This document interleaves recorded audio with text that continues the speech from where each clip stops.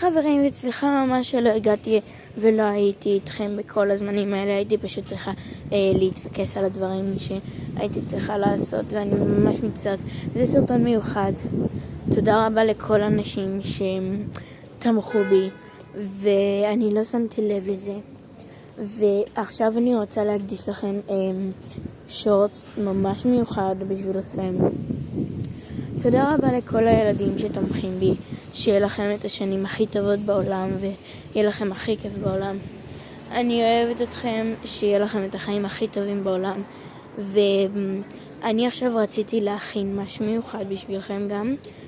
אם נגיע ל30 סאבים, אני אראה את הפנים שלי. אני אחשוף את הפנים שלי, וככה תוכלו לראות מי אני. שיניתי את השם והכל, אז רק אני רוצה לומר לכם שיהיה לכם שבוע טוב.